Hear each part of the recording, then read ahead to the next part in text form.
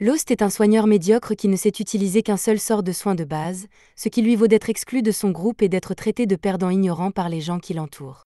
Un jour, dans la guilde, une fille demande à Lost de former un groupe avec elle, et cela est si surprenant que tout le monde dans la guilde passe d'un état d'esprit à un état d'incrédulité totale.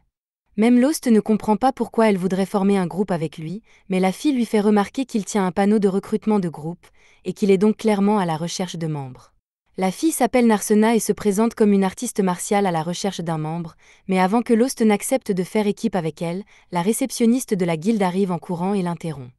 La réceptionniste s'appelle Amherst, et elle prend Narsena par les épaules pour lui dire à quel point Lost est un minable. Lost est un guérisseur, mais il n'est capable d'utiliser que le sort de guérison de base, bien qu'il soit aventurier depuis son enfance. Il ne sait pas utiliser la guérison de zone ni aucune magie de guérison de haut niveau, si bien que tout le monde le considère comme un imbécile incompétent. Malgré tout, jusqu'à récemment, un groupe appelé Blood of Lightning l'a accueilli parmi ses membres, mais Lost était tellement nul dans son travail qu'il a fini par être mis à la porte, et parce qu'il est considéré comme un raté, plus personne ne veut faire équipe avec lui. Amherst encourage Narsena à ignorer Lost parce qu'il est si ignorant qu'elle ne pourra pas faire de bénéfices, mais Narsena a en fait beaucoup d'argent en main, alors elle ne se préoccupe pas des bénéfices pour le moment. Pour le prouver, Narsena sort son sac plein d'argent pour le montrer à Amherst, et elle n'est manifestement jamais allée à Détroit, car elle se serait fait agresser presque immédiatement. Amherst prévient Narsena que les aventuriers d'ici ne sont pas vraiment des citoyens respectueux de la loi, et qu'elle devrait donc faire attention à ne pas montrer autant d'argent comme ça. Narsena remercie Amherst pour ses conseils et lui dit qu'elle les gardera à l'esprit, mais d'après sa réponse, elle n'a pas l'air d'avoir vraiment compris de quoi Amherst parlait. Amherst suppose que Narsena doit être une nouvelle aventurière, et lui propose donc de l'aider à trouver des aventuriers sympathiques pour les débutants, afin qu'elle puisse passer la journée sans se faire voler, mais, bien sûr, elle demandera une petite rétribution pour ses services. Narsena apprécie l'offre, mais elle a déjà décidé il y a longtemps que Lost était la seule personne avec qui elle formerait un groupe, et elle va donc s'en tenir à lui. Amherst ne pense toujours pas que c'est une bonne idée, mais puisque Narsena insiste tant, elle commence à remplir les papiers nécessaires à la formation de leur groupe. Narsena demande à quoi sert le papier, alors Amherst explique qu'ils doivent remplir le formulaire d'enregistrement pour être officiellement reconnus comme une guilde. Lost remplit sa partie de la paperasse, et une fois qu'il a terminé, il demande à Narsena d'y inscrire son nom. Narsena était occupée à regarder Lost, elle a donc été prise au dépourvu lorsqu'il lui a demandé d'écrire son nom, mais elle l'a quand même fait. Après que Lost a payé la commission à Amherst, son groupe et celui de Narsena sont officiellement formés. Ils quittent la guilde ensemble, et Lost commence à parler à Narsena du labyrinthe de Mara, puisque c'est là qu'ils se rendent. Apparemment, personne n'a fini d'explorer l'extrémité du labyrinthe de Mara. On ne sait donc pas quel genre de monstre est le maître du labyrinthe, ni quelle est la profondeur du labyrinthe. Naturellement, les aventuriers ont commencé à relever le défi et à explorer le labyrinthe dans l'espoir de recevoir de grandes récompenses, et l'afflux de personnes qui en a résulté a conduit à la formation et à la croissance de la plus grande ville labyrinthe du monde. Narsena est ravie d'en apprendre plus sur le labyrinthe, mais elle demande s'il est vraiment normal qu'il s'y aventure si tôt. Avant qu'il ne quitte la guilde, Amherst a insisté sur le fait que Lost ne devrait pas l'emmener dans le labyrinthe parce que Narsena est encore une débutante, et Lost se souvient certainement de son conseil, mais il choisit de l'ignorer. En raison de la quantité d'énergie magique qui s'échappe du labyrinthe, les monstres peuvent apparaître à différents endroits de la ville.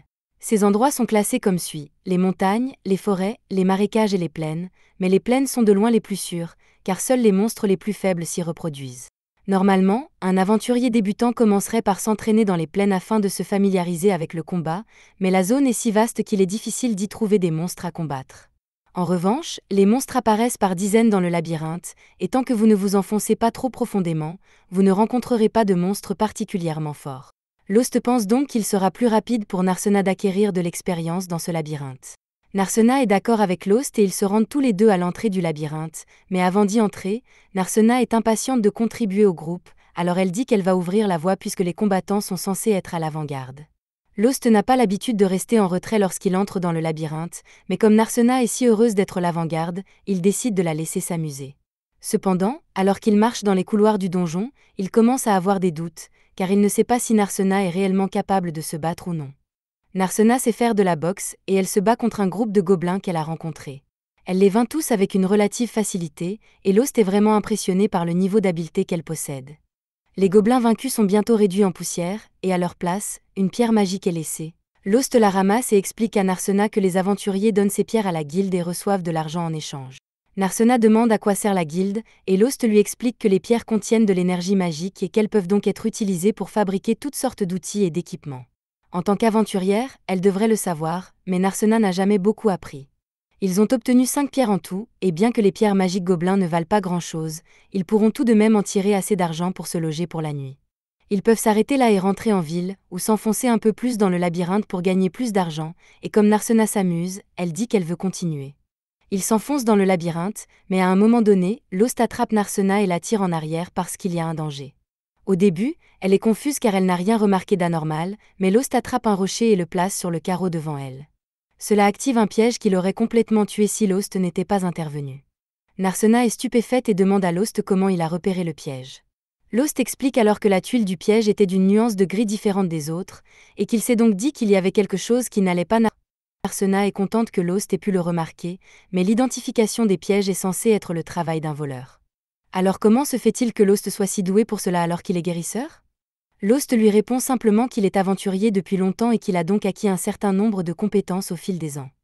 Il continue d'avancer, mais il tombe bientôt sur un ORC qui erre dans les couloirs, ce qui surprend Lost, car les ors sont des monstres de niveau moyen et ne sont donc pas censés apparaître si haut dans le labyrinthe.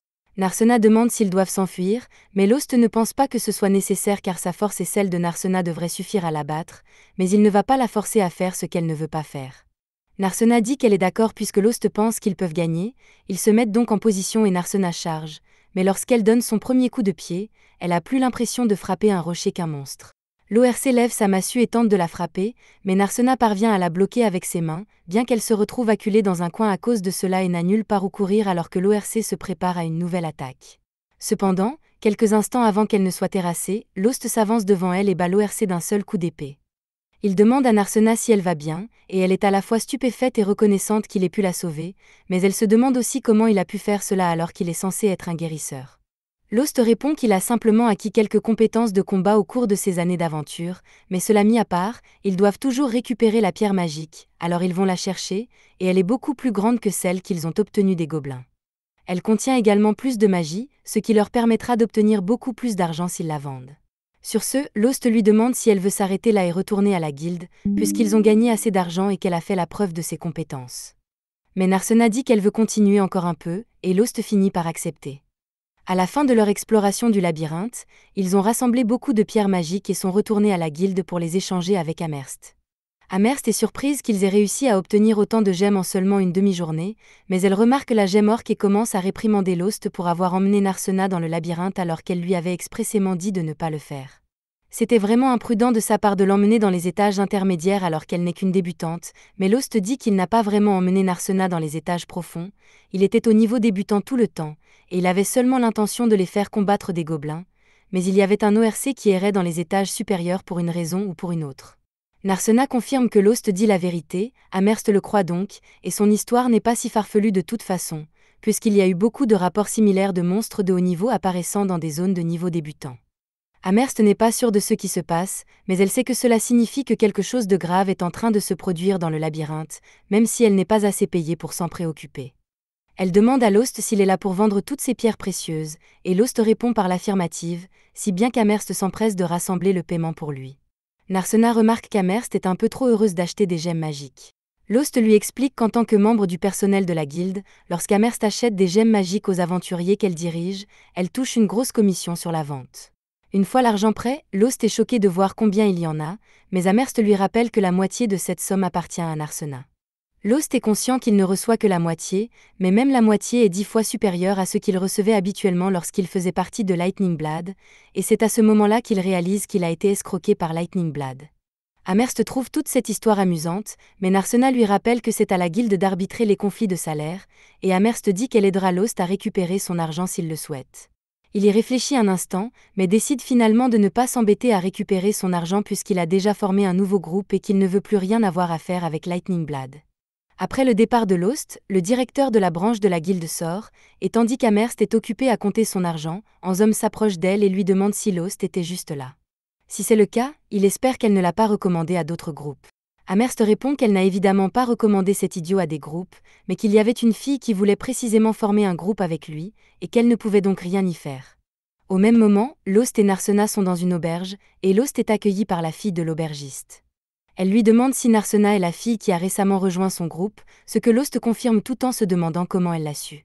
La fille lui répond que la nouvelle a circulé car personne ne s'attendait à ce qu'il soit capable de former un groupe, mais cela mis à part, elle lui demande s'il est là pour manger quelque chose.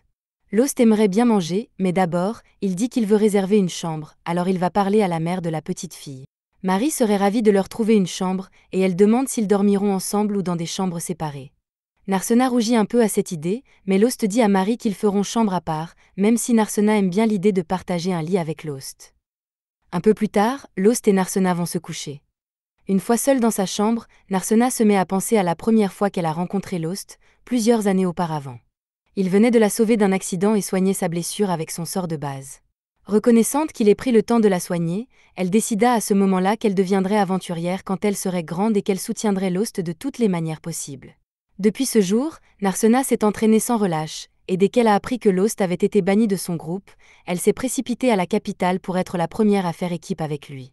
Cependant, elle se rend compte aujourd'hui que Lost ne l'a probablement pas reconnu du tout, même s'il est difficile de le blâmer puisqu'elle est devenue beaucoup plus grande qu'à l'époque, qu'elle portait d'autres vêtements et que ses cheveux ont même changé de couleur pour devenir bleus. Et même si elle est venue ici pour l'aider, il s'avère que Lost est si talentueux qu'il n'a pas besoin de sa protection. Mais qu'il la reconnaisse ou non, Narsena a l'intention de continuer à le soutenir quoi qu'il arrive. Pourtant, elle ne peut s'empêcher de se demander pourquoi les habitants de cette ville le traitent d'idiot, alors qu'il est si fort. À l'époque où Lost faisait encore partie de Lightning Blood, le groupe était confronté à une hydre, et l'un des membres du groupe avait déjà été blessé par l'hydre, et c'était donc à Lost de la soigner pendant que le chef du groupe repoussait le monstre. Malheureusement, alors que Lost était capable de soigner une blessure physique, la femme était également empoisonnée, et elle lui demanda si Lost pouvait également s'occuper du poison. Lost s'excuse et lui dit qu'il ne peut pas vraiment se débarrasser du poison, ce qui énerve la femme car cela signifie qu'elle doit se rétablir toute seule. Le chef lui demande d'arrêter de se plaindre et de retourner au combat, car il ne peut pas occuper l'hydra indéfiniment, mais avec un poison toujours présent dans son organisme, la femme n'est pas en état de se battre. Le chef demande à Lost de la remettre en forme, mais Lost répond qu'il ne peut pas le faire et qu'ils auraient dû apporter une potion antidote avec eux. Le chef rétorque qu'il n'en a pas acheté parce que les antidotes coûtent cher et que c'est le travail de Lost en tant que guérisseur. Comme Lost et Saberia ne vont pas beaucoup l'aider maintenant, le chef se tourne vers la mage et lui demande de faire quelque chose pour l'aider, car il ne peut pas s'occuper de l'hydre tout seul. Armia tente alors d'utiliser un sort de flamme, mais il ne fait absolument rien contre l'hydre, si bien qu'elle prend peur et laisse tomber son bâton. Margulu n'en pouvant plus de l'incompétence de son groupe, il fait demi-tour et ordonne à tout le monde de se retirer immédiatement. Comme Margulu a abandonné, Armia craque et s'enfuit à son tour, suivi par Lost et Saberia, qui ne peut toujours pas marcher et que Lost aide. Cependant, alors qu'ils partent, l'hydre garde un œil sur Lost pour une raison inconnue. Une fois de retour à la guilde, Margulu se fait un plaisir d'annoncer à Lost qu'il est exclu du groupe Lightning Blood, et il justifie sa décision en disant que c'est la faute de Lost s'ils n'ont pas réussi à vaincre l'hydre, bien que Lost ne pense pas être le seul à blâmer, car Margulu et Saberia étaient tellement excités à l'idée de combattre une hydre qu'ils sont restés éveillés toute la nuit et ont abordé le combat en manquant de sommeil. Tous deux refusent d'assumer la responsabilité de l'échec et se tournent vers Armia pour lui demander de décider qui est responsable. Armia ne veut pas rejeter la faute sur Lost, mais elle aussi a été très mauvaise pendant la bataille, et elle ne veut pas que Margulu la prenne pour cible parce qu'elle est inutile, et elle décide donc de jeter Lost dans le bus.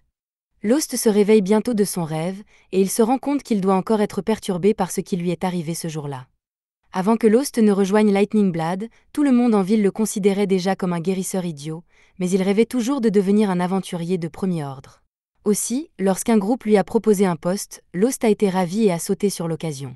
Cependant, une fois dans le labyrinthe, Lost découvrit rapidement que le groupe ne l'avait pas engagé parce qu'il voulait un guérisseur, mais parce qu'il voulait un sacrifice humain pour distraire les monstres. Lost a été jeté dehors et forcé de fuir pour sauver sa vie, tandis que les membres de son soi-disant groupe essayaient de passer devant lui sans se soucier du monde, mais tout à coup, les monstres ont détourné leur attention de Lost et ont commencé à attaquer les autres membres du groupe à la place, ce qui a conduit à un massacre total. Au final, Lost est le seul à avoir survécu, et même s'il sait qu'il est normal qu'un faible roturier comme lui soit traité de la sorte, il aimerait que quelqu'un le reconnaisse comme un véritable aventurier. Normalement, il n'aurait pas voulu se mettre en danger en apportant son aide, mais il a vu à quel point la petite fille avait l'air effrayée, alors il a abandonné toute prudence et s'est précipité pour la défendre, même s'il n'était qu'un inutile guérisseur. Il fit de son mieux pour repousser les gobelins, mais il était encore nul au combat à l'époque, et en quelques minutes, il fut assommé par un coup de massue à l'arrière de la tête. Lost s'attendait à mourir ce jour-là, mais il finit par se réveiller et trouve la petite fille à ses côtés. Il se demande comment il peut encore être en vie, Puis il regarde et remarque que l'ordre des chevaliers est arrivé et a vaincu tous les gobelins. Il s'est efforcé de jouer les héros, mais en fin de compte, il semble qu'il soit toujours un idiot absolu, quoi qu'il fasse. Cependant, malgré le fait qu'il n'ait pas fait grand-chose, la fille le remercie quand même parce que ses actions ont permis à l'ordre des chevaliers de gagner du temps pour arriver jusqu'ici, et elle a trouvé très cool la façon dont il s'est jeté dans la bataille pour la sauver. Lost remarque une égratignure sur le bras de la jeune fille, alors il lève la main pour soigner sa blessure, et elle lui en est reconnaissante, mais Lost ne pense pas qu'il mérite d'être félicité parce que soigner est la seule chose qu'il puisse faire. La fille a l'air confuse, alors Lost lui raconte toute sa faiblesse et comment il a été piégé pour aller dans le labyrinthe juste pour servir d'appât, et elle se sent désolée qu'il ait dû subir une telle chose, alors elle se lève et déclare qu'elle deviendra un aventurier à l'avenir et formera un groupe avec lui pour pouvoir protéger Lost. Très vite, la jeune fille est partie avec l'ordre du chevalier, et Lost a compris qu'elle était la fille d'une famille noble, si bien qu'il n'a jamais cru qu'elle deviendrait aventurière ou qu'il la reverrait un jour. Néanmoins, ces paroles lui ont donné du courage et il a décidé de continuer à faire de son mieux pour devenir un aventurier digne de ce nom. Il partit en voyage et se trouva rapidement un mentor. Sous leur direction, il commença son arc d'entraînement et travailla sans relâche pendant d'innombrables heures pour s'améliorer. Même si, en tant que guérisseur, il ne pouvait encore utiliser que les soins de base, il avait développé de nombreuses autres compétences utiles aux aventuriers, si bien qu'il était certain de ne plus être un fardeau pour personne. Lorsqu'il est retourné poursuivre son rêve d'aventurier, le premier groupe qu'il a rejoint était Lightning Blade, mais nous savons tous comment cela s'est terminé, n'est-ce pas? Lost est tout de même reconnaissant envers cette fille, car si elle ne lui avait pas dit ces mots gentils ce jour-là, il aurait probablement abandonné le métier d'aventurier une fois pour toutes, mais ce n'est pas comme s'il avait la chance de la rencontrer à nouveau, et il n'y a aucune chance qu'elle soit devenue une aventurière comme elle l'avait dit. À ce moment-là, Narsena frappe à sa porte, Lost va donc répondre et lui dit qu'elle pensait descendre prendre un petit déjeuner et qu'elle voulait qu'il vienne avec elle, ce qu'il accepte volontiers. Après le petit déjeuner, ils descendent à nouveau dans le labyrinthe, et cette fois-ci, ils se dirigent vers les étages inférieurs. En entrant, Narsena remarque une inscription dans le sol, et il semble que ce soit un cercle de téléportation, bien qu'elle n'en ait jamais vu en personne auparavant. Lost explique qu'il n'y a pas de cercle de téléportation dans tous les labyrinthes, et que celui-ci a probablement été placé là par des magiciens peu après la découverte du labyrinthe, bien qu'il n'ait pas beaucoup d'informations à ce sujet. Narsena demande s'ils peuvent l'utiliser pour se téléporter à différents endroits, et c'est techniquement correct, mais il faut toujours qu'il y ait un cercle de téléportation de l'autre côté pour sortir du labyrinthe. Narsena aimerait bien qu'il y ait un cercle de téléportation dans la ville pour qu'il n'ait pas à marcher jusqu'ici, mais les connaissances utilisées pour créer ces cercles ont été perdues il y a des centaines d'années, et il n'y a donc aucun moyen d'en fabriquer de nouveaux. Ils s'engagent tous les deux dans le cercle de téléportation et, après un flash lumineux, ils apparaissent à l'un des étages inférieurs. Lost explique à Narsena qu'il s'agit d'un étage intermédiaire, et que les monstres qui s'y trouvent seront bien plus forts que les gobelins qu'elle a combattus hier. Lost et Narsena commencent à se frayer un chemin à travers l'étage, mais Narsena s'égare et tente de frapper une liche, mais Lost la met en garde. Les liches sont des monstres constitués d'énergie spirituelle pure, les attaques physiques ne fonctionnent donc pas sur elles. Lost suggère qu'ils se replient puisqu'ils n'ont rien qui puisse endommager la liche, mais Narsena dit qu'elle a en fait un tour dans sa manche qui pourrait fonctionner contre elle. Lost décide de lui faire confiance, et tous deux s'affrontent à la liche, Lost se plaçant en tête pour servir d'appât. Il se met alors à courir, et alors que la liche le poursuit, il passe à côté de Narsena, qui se prépare à terrasser la liche. Tous les êtres humains possèdent en eux une forme d'énergie spirituelle appelée prana. En tant qu'artiste martial, Narsena s'est suffisamment entraîné pour pouvoir contrôler le prana présent dans son corps et l'utiliser comme une arme en recouvrant ses poings. Ainsi, lorsqu'elle attaque la liche, elle la transperce de part en part, et elle ne tarde pas à la désintégrer comme n'importe quel autre monstre et à laisser tomber sa pierre magique. Lost se précipite pour l'examiner, et elle semble aller parfaitement bien, à part la blessure qu'elle a reçue au bras. Lost lui dit de ne pas bouger car il veut essayer quelque chose. Il sort donc un objet magique qui augmente les effets des sorts de guérison et l'utilise pour soigner les blessures de Narsena. Ils retournent ensemble à la guilde pour montrer les pierres à Amherst, qui est choqué qu'ils aient réussi à vaincre une liche, mais qui est également ravi de la commission qu'elle va toucher sur cette vente. Lost et Narsena reçoivent beaucoup plus d'argent qu'ils ne l'espéraient, ils sont donc de très bonne humeur et commencent à rentrer à l'auberge, mais en chemin, ils tombent sur une bagarre qui se déroule au milieu de la rue. Ce genre de choses est de plus en plus fréquent au fil des ans, car de plus en plus de hors-la-loi s'installent en ville pour devenir des aventuriers, et ils donnent une mauvaise réputation à tous les honnêtes aventuriers. C'est un vrai gâchis, mais Lost et Narsena ne peuvent rien y faire. Lost leur propose donc de profiter de leur argent et de s'offrir un bon dîner ce soir. Un peu plus tard, Lost et Narsena sont assis à leur table et on leur a servi l'un des meilleurs plats de Marie. Pendant qu'ils mangent, Narsena dit qu'elle a une question à poser. Elle montre le pilier de pierre géant à l'entrée de la ville et demande ce que c'est. Elle a d'abord pensé qu'il s'agissait d'un bâtiment, mais il n'y a ni fenêtre ni porte, et il ne ressemble pas non plus à un monument. Lost partage sa confusion et explique qu'il ne sait pas non plus ce que c'est.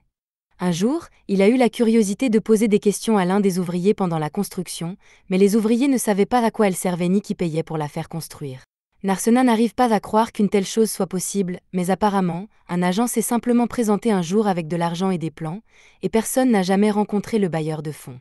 Aussi étrange que cela puisse paraître, Lost considère qu'il s'agit d'un milliardaire qui fait des choses au hasard, et il s'en accommode parfaitement puisque les tours ne font de mal à personne.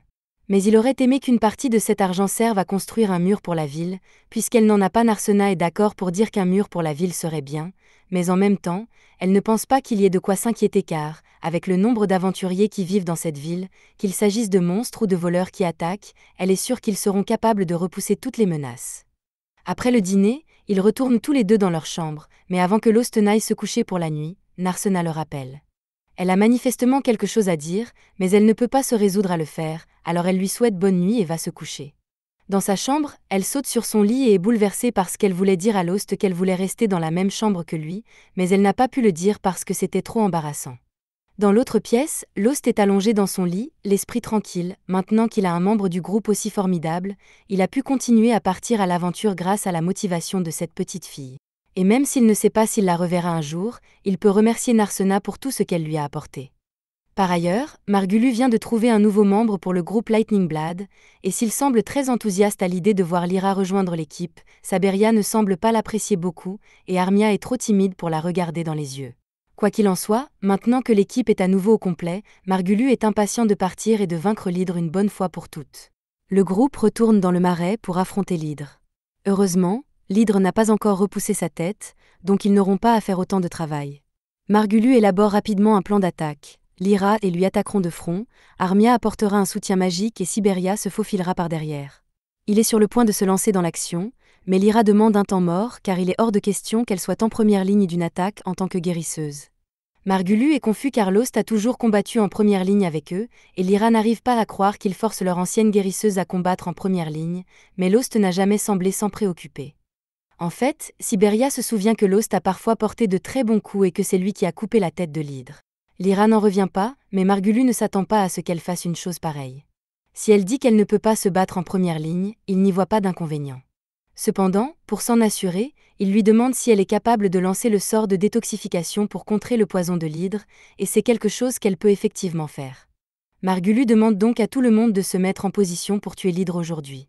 De retour en ville, Lost et Narsena reviennent de leur dernier voyage dans le labyrinthe, et Amherst est ravi de voir qu'ils ont ramené plus de pierres précieuses à lui vendre. Cependant, elle rappelle à Lost qu'il ne doit pas pousser Narsena trop loin car elle n'est encore qu'une nouvelle aventurière, et Lost lui assure qu'il fait très attention aux combats qu'ils engagent. Amherst est ravi d'entendre qu'ils sont prudents, mais il y a toujours une limite à ce que l'on peut faire avec un groupe de 2, alors elle suggère que Lost et Narsena devraient penser à recruter de nouveaux membres pour leur faciliter la tâche. Lost est d'accord pour dire qu'un plus grand nombre de membres faciliterait les choses, mais en fin de compte, il décide que cela ne vaut pas la peine puisque Narsena et lui gagnent déjà beaucoup d'argent. Amherst admet qu'il a raison car, avec les sommes qu'ils ont gagnées récemment, il pourrait probablement louer une maison au lieu de rester dans une auberge s'il le voulait. Narsena ne savait pas qu'il était possible de louer une maison en ville, alors Amherst explique qu'il y a une limite à la quantité d'équipements et d'objets que l'on peut stocker dans une auberge, mais que ce n'est pas un problème quand on a une chambre privée, même si c'est assez cher. La vraie valeur de l'auberge réside dans la présence d'un groupe d'hommes et de femmes, car l'intimité supplémentaire permet de s'adonner à de nombreuses activités nocturnes. Narsena semble soudain très intéressé par la location d'une maison privée, mais comme Lost n'a pas réagi, Amherst doute que des activités nocturnes soient possibles dans ce cas. En parlant de maison privée, Lost se souvient que Lightning Blood en avait une aussi, mais qu'il l'avait forcé à dormir dans le placard, ce qui n'était pas très confortable pour lui. Amherst se moque des mauvais traitements infligés à Lost, mais si cela peut le rassurer, elle lui fait savoir qu'il a eu beaucoup de chance d'être banni de Lightning Blood. Depuis qu'il a été expulsé, Margulu et les autres membres de Lightning Blood n'ont pas réussi à accomplir la moindre mission. Margulu ne comprend pas pourquoi, mais Lyra voit bien qu'il est trop bête pour se rendre compte qu'il n'est pas assez fort pour affronter une hydre. Margulu l'entend et s'apprête à hurler à nouveau, mais Lyra lui demande de se taire, sinon elle ne pourra pas se concentrer sur le rétablissement d'Armia. Armia a été gravement blessée et empoisonnée, Lyra doit donc se concentrer. Pendant ce temps, Siberia dit à Margulu que, même si elle déteste l'admettre, Lost a peut-être été plus utile qu'on ne l'a cru. Même s'il était nul en guérison, il était capable de faire le travail à la fin, et il n'a pas remarqué qu'il l'escroquait de son argent, il était donc le membre parfait du groupe. Margulu regrette que Lost n'ait pas démissionné, mais Siberia lui rappelle que c'est lui qui a expulsé Lost du groupe, et qu'il l'a fait savoir à grand renfort de publicité. Margulu l'avait complètement oublié, mais si c'est lui qui a mis Lost à la porte, il pense qu'il devrait être facile de le faire revenir. Il suffit de demander, et il est sûr que Lost rejoindra le groupe immédiatement car, après tout, ce sont les fameuses lames de la foudre, et personne ne refuserait une invitation à rejoindre le groupe. Cependant, Siberia commence à se demander si elle veut rester dans le groupe à ce stade. Le lendemain matin, Lyra a enfin fini de guérir Armia, qui se réveille et la remercie pour sa guérison, mais Lyra est simplement heureuse d'avoir pu l'aider. Elle lui demande si Armia se sent assez bien pour manger, et comme c'est le cas, Lyra descend lui chercher de la nourriture. Lorsqu'elle descend pour demander où est stockée la nourriture, elle se rend compte que Siberia et Margulu sont partis et qu'elle n'a aucune idée de l'endroit où ils sont allés. Margulu et Siberia sont actuellement à la guilde, et Margulu proclame haut et fort qu'il est prêt à permettre à Lost de revenir dans son groupe. Une fois de plus, tout le monde s'arrête et regarde avec incrédulité, et Lost est le plus choqué de tous, alors il demande à Margulu de se répéter parce qu'il n'a pas pu dire quelque chose d'aussi stupide. Margulu se répète, et les oreilles de Lost ne l'ont pas trompé, mais il ne sait toujours pas quoi répondre à une demande aussi ridicule. Au même moment, Narsena et Amherst voient ce qui se passe, et Amherst explique que le blond est le chef du groupe qui a mis Lost à la porte, et qu'il essaie à nouveau de le faire revenir en se montrant condescendant. Lost n'est manifestement pas intéressé par le discours de Margulu, mais avant qu'il ne puisse dire quoi que ce soit, Margulu suppose qu'il est peut-être contrarié par le fait qu'ils l'ont escroqué de son salaire alors qu'il était dans leur groupe, alors Margulu s'excuse et agit comme s'il s'agissait d'un accident honnête. Il promet que Lost recevra une part équitable cette fois-ci, et qu'ils auraient bien besoin de son aide car le nouveau guérisseur que Margulu a engagé n'est pas très utile au combat. Siberia pense qu'il est impossible que Lost accepte la demande de Margulu, mais à sa grande surprise, Lost remercie Margulu pour son offre. Narsena refuse de se laisser voler Lost, alors elle se précipite devant lui et commence à crier à Margulu, disant que Lost ne rejoindra plus jamais son groupe. Lost lui touche l'épaule et dit à Narsena qu'elle n'a pas à s'inquiéter de son départ. Il se tourne ensuite vers Margulu et lui dit qu'il l'a remercié par politesse, mais qu'il ne veut plus jamais faire partie de son groupe. Margulu n'arrive pas à croire qu'il a été rejeté, alors il commence à se désespérer et accuse Narsena d'essayer d'utiliser Lost parce qu'elle a réalisé qu'il était vraiment utile de l'avoir près de soi. Toutes les remarques agressives de Margulu commencent à énerver Lost, qui saisit la main de Margulu et l'avertit que s'il fait quoi que ce soit pour blesser Narsena, Lost s'assurera que son corps sera mutilé au point d'être méconnaissable. Lost se retourne alors pour partir, et Narsena s'arrête une seconde pour le rappeler une dernière fois au visage de Margulu. Après leur départ, Margulu ne sait plus quoi faire, mais il veut toujours vaincre cet hydre. Il demande donc à Amherst de lui recommander un nouvel aventurier pour son groupe, de préférence un aventurier capable de se battre en première ligne à ses côtés. Amherst ne veut vraiment pas avoir affaire à lui, mais il semble qu'elle n'aura pas à le faire car un aventurier sort de la foule, et ce type a l'air d'avoir accompli toutes les quêtes secondaires avant de venir ici. L'homme mystérieux propose de rejoindre son groupe et demande à Margulu s'il est satisfait de son niveau de force. Margulu examine l'homme et constate qu'il a l'air fort, mais pour s'en assurer, il va devoir tester ses compétences à l'épée. Il dégaine son épée et charge l'homme, mais d'un simple coup d'épée, l'homme désarme Margulu et le fait passer pour un idiot devant toute la guilde. Après s'être remis de son embarras, Margulu déclare qu'il acceptera l'homme dans son groupe. Cependant, Siberia ne pense pas que ce soit une bonne idée de faire confiance à un homme qui porte un masque en permanence, mais Margulu dit qu'ils n'ont pas le choix car s'ils ne battent pas cet hydre, la réputation de Lightning Blaze en tant que groupe fort va sombrer comme une pierre. Celui-ci lui répond qu'il s'appelle Shig. De retour à l'auberge de Lost et Narsena, cette dernière se regarde dans le miroir lorsqu'elle entend quelqu'un frapper à la porte de Lost. Elle sort donc pour voir qui c'est et trouve Sheila à la porte de Lost. Pour une raison ou une autre, elle pense d'abord que Sheila essaie de faire des avances à Lost, mais après avoir réfléchi un peu, elle se rend compte que ce n'est pas possible. Lorsque Lost ouvre enfin la porte, Sheila l'informe que des invités l'attendent en bas, ce qui est surprenant, mais Lost décide d'aller les rencontrer pour voir de quoi il s'agit. Une fois en bas, Lost et Narsena rencontrent Armia et Lyra.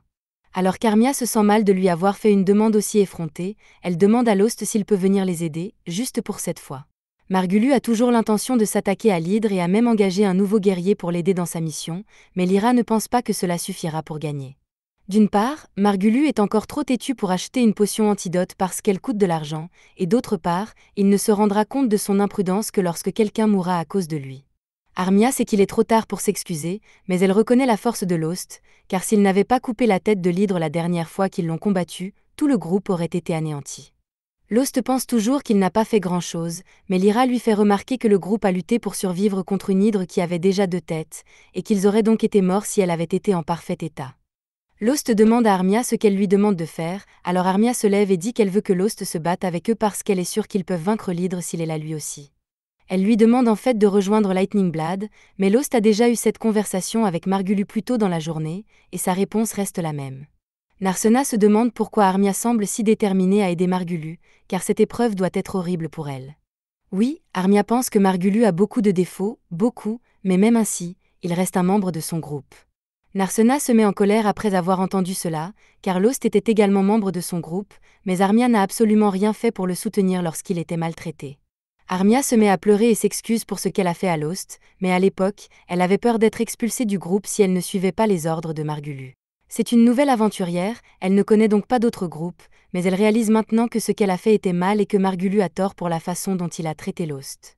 Même si elle n'est pas d'accord avec la façon de faire de Margulu, elle ne veut pas qu'il se fasse tuer dans une bataille perdue d'avance. Lyra dit à Lost qu'Armia est sérieuse au sujet de ses excuses et qu'elle y réfléchit depuis longtemps. Bien qu'elle comprenne que Lost puisse refuser la demande, elle lui demande d'au moins envisager d'accepter les excuses d'Armia. Lost se lève et dit à Armia qu'il ne lui en veut pas et qu'il acceptera ses excuses, mais qu'il n'a toujours pas l'intention de revenir à Lightning Blade. Armia est déçue, mais elle accepte sa réponse et dit qu'elle ne l'embêtera plus à ce sujet. À ce moment-là, Marie arrive et elle a apporté tout un festin pour remonter le moral d'Armia, qui n'a pas l'air de bien manger. Pendant qu'Armia mange, Lost discute avec Lyra et lui demande s'il y a un moyen pour elle d'emmener Armia et de quitter le groupe de Margulu, mais si elle avait pu le faire, elle ne serait pas venue ici en premier lieu. Lost sait comment Margulu traite les gens, il suggère donc à Lyra de quitter son groupe de toute façon. Mais elle refuse, car elle laisserait Armia se débrouiller seule sous la direction de cet idiot. Le lendemain, Margulu présente enfin Lyra à Shig, puisqu'ils vont à nouveau combattre l'hydre aujourd'hui. Lyra semble le reconnaître de quelque part, alors elle veut lui parler. Elle lui demande ce qu'il fait ici et pourquoi il se déguise, mais Shig essaie toujours de prétendre qu'il n'a jamais rencontré Lyra auparavant.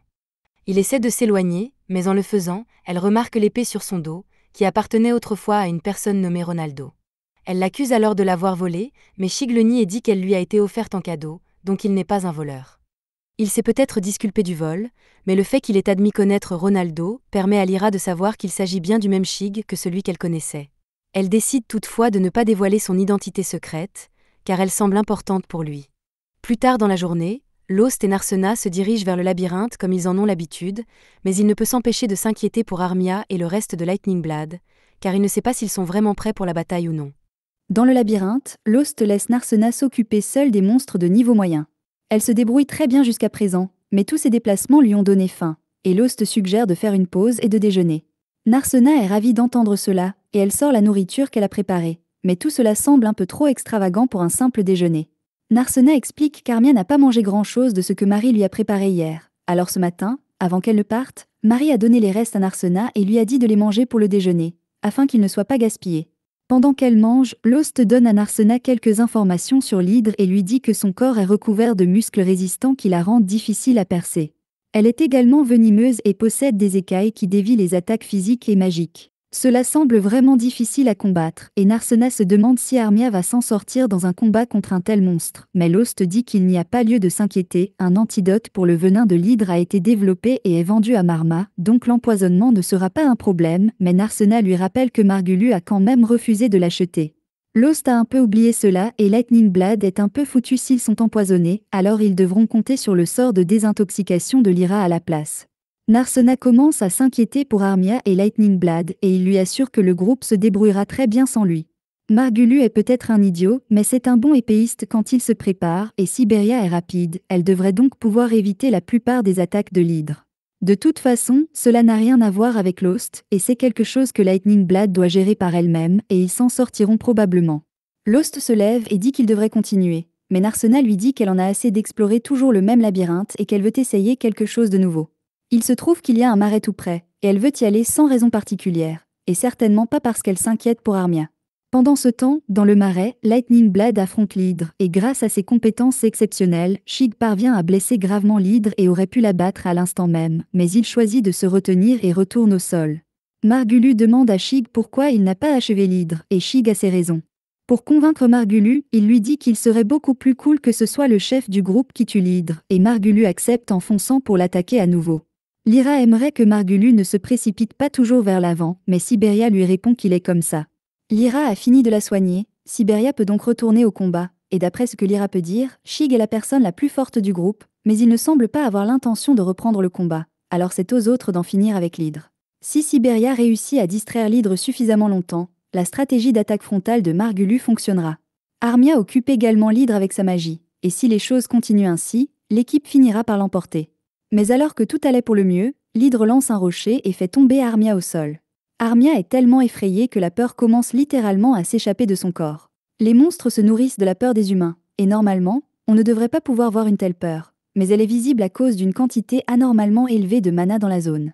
Une telle concentration de mana ne devrait être possible que dans le labyrinthe, mais l'hydre en profite pleinement et commence à évoluer. C'est vraiment un spectacle effrayant, et aucun des autres n'est capable de gérer cela tout seul, alors Shig décide d'intervenir. Il demande à Lyra de s'occuper d'Armia et dit à Margulu qu'il doit se retirer immédiatement, mais Margulu refuse de reculer, car ils ont déjà fait beaucoup de dégâts à l'hydre, et il ne devrait pas être difficile de l'achever avant qu'elle ne se transforme. Il saute en l'air et tente de trancher la tête de l'hydre, mais lorsque son épée touche la tête du monstre, celle-ci se brise et Margulu se retrouve sans défense alors que l'hydre s'apprête à contre-attaquer. Cependant, avant que l'hydre ne puisse porter un coup fatal, Lost arrive et dévie son attaque, ainsi que Narsena. L'hydre recule momentanément, et Shig remercie Lost pour son aide, mais dit « Nous allons nous occuper de tout à partir d'ici », et il veut que Lost aille voir Armia, puisqu'elle est blessée. Lyra a déjà commencé à soigner Armia, mais les dégâts qu'elle a subis sont importants, et les sorciers sont résistants à la magie, donc la magie de Lyra n'est pas très efficace. Lost propose de soigner Armia à sa place, et Lyra le laisse faire, mais elle ne voit pas à quoi cela servirait, puisque la magie de guérison de base sera toujours inefficace dans ce cas. Cependant, à sa grande surprise, Lost se met à spammer il jusqu'à ce qu'Armia commence à se rétablir. C'est la chose la plus absurde qu'elle ait vue de toute la journée, mais Margulu et Siberia n'y voient rien d'étrange, car c'est ainsi que Lost utilise toujours la magie de guérison, et il pensait donc que c'était une pratique courante. Lyra explique que non seulement il est extrêmement difficile de superposer des sorts de soins comme cela, mais qu'elle n'a jamais entendu dire que cela améliorait l'efficacité d'un sort de soin. Grâce à Lost, Armia se réveille bientôt, et elle est vraiment heureuse de voir Lost, elle le remercie d'être venu l'aider, mais elle s'évanouit à nouveau. Lost s'étant occupée de la plupart de ses blessures, elle n'a plus qu'à dormir un peu pour reprendre des forces. Mais alors que Lost pensait que son travail était terminé, l'hydre pousse un cri de guerre, qui se traduit approximativement par Lost. « Viens vers moi, mon frère. Je veux une revanche. » Shig allait la tuer lui-même, mais comme elle semble en vouloir à Lost, il lui demande s'il veut le faire à sa place. Lost accepte de combattre l'hydre et puisque Lost y va, Narsena dit qu'elle se battra aussi. Rien de ce que Lost dira ne la fera changer d'avis, alors il la laisse combattre à ses côtés, mais à la condition qu'elle batte en retraite instantanément si elle se sent en danger. Comme il a été décidé que Lost et Narsena se battraient contre l'hydre, Shig demande aux autres de ne pas s'impliquer dans la bataille pour leur propre sécurité. Narsena donne le premier coup de poing pour désorienter l'hydre, et Lost suit en tailladant l'une des têtes de l'hydre. Margulu décide lui aussi de se joindre au combat, il charge l'hydre et utilise son épée pour trancher l'une de ses têtes. Margulu est stupéfait, car Shig est beaucoup plus fort qu'il ne le pensait, mais même si Shig est fort, il se demande comment l'épée de Shig est restée intacte alors que la sienne s'est brisée au contact de l'hydre. Lyra lui explique que Shig utilise une épée magique spéciale, bien plus puissante que n'importe quelle arme ordinaire. Les épées magiques étant extrêmement rares, Margulu se demande qui est Shig et comment il a pu se procurer une telle épée. Le combat continue, et Narsena tente de donner un nouveau coup de poing sur le sternum de l'hydre, mais elle perd pied, ce qui permet à l'hydre de prendre l'avantage et de l'assommer. L'hydre pourrait la tuer, mais au lieu de cela, elle fixe Lost et lui fait comprendre qu'elle en a marre de se faire sauter dessus, et qu'elle veut un combat à la loyale, sinon elle va tuer Narsena sur le champ. Saberia n'arrive pas à croire que l'hydre soit assez intelligente pour non seulement communiquer par vibration, mais aussi pour savoir comment prendre un otage. Lost n'a pas d'autre choix s'il veut assurer la sécurité de Narsena. Il demande donc à Shig et Lyra de ne plus intervenir à partir de maintenant. Lost attaque alors l'hydre tout seul, mais très vite, il est terrassé par l'hydre à son tour. Shig s'attendait à ce que Lost soit plus impressionnant, mais si c'est vraiment tout ce que Lost a à offrir, il est prêt à terrasser l'hydre. Cependant, alors que Lost est sur le point de perdre connaissance, il tend la main vers Narsena pour la protéger, et tout à coup, de l'énergie commence à sortir de son corps et il se relève pour faire face à l'hydre. Quelque chose est clairement différent chez Lost, mais avant que l'hydre ne puisse réagir, Lost s'élance vers l'avant et tranche toutes les têtes de l'hydre d'un seul mouvement fluide. Une fois l'hydre vaincu, Lost perd à nouveau connaissance et lorsqu'il se réveille, Narsena se tient à ses côtés et lui demande s'il va bien. Il répond qu'il va bien, mais qu'il est plus inquiet pour la santé de Narsena qui a été directement touchée par l'hydre. Narsena répond qu'elle va parfaitement bien, mais seulement parce que Lyra a apporté une potion d'antidote pour les cas d'urgence et ce truc était cher, alors Lyra dit qu'elle le lui fera payer plus tard. Cela mis à part, elle demande à Lost ce qui lui est arrivé tout à l'heure, mais Lost n'a aucune idée de ce dont elle parle. C'est alors que Margulius interpose, complimente Lost sur sa force et tente de le convaincre de rejoindre son groupe. Lost lui coupe la parole en disant qu'il ne rejoindra jamais le groupe de Margulu, mais Margulu continue à parler. Il dit que de nombreuses pierres magiques de grande valeur ont été larguées par l'hydre et qu'il est prêt à se séparer de Lost s'il se joint à eux. Lost trouve étrange que Margulu n'ait l'intention de partager la récompense qu'en trois, alors il lui demande ce qu'il veut dire par là. Margulu répond qu'il ne partagera la récompense que pour lui, Saberia et Lost, et que les autres n'auront rien. Lyra et Shig sont nouvelles dans le groupe, ils ne se soucient donc pas d'elle et Armia est si souvent effrayée et blessée qu'il pense qu'elle est désormais inutile et ne veut plus rien savoir d'elle. La Saberia et lui envisage même de la vendre comme esclave pour s'en débarrasser. À ce stade, Lost en a assez, mais avant qu'il ne puisse faire quoi que ce soit, Narsena le devance et fait tomber Margulu au sol. Margulu commence à crier que les règles de la guilde interdisent aux aventuriers de s'attaquer les uns les autres, et qu'il va donc dénoncer Narsena à la guilde et la faire expulser. Il demande si tout le monde a vu ce que Narsena a fait, mais étrangement, tout le monde a été frappé d'une soudaine vague de cécité lorsque Narsena a frappé Margulu. Ce qu'ils ont vu, en revanche, c'est que Margulu et Saberia parlaient de vendre Armia comme esclave et il y a des lois contre cela ici, donc ils sont tous les deux coupables de tentative de trafic d'êtres humains.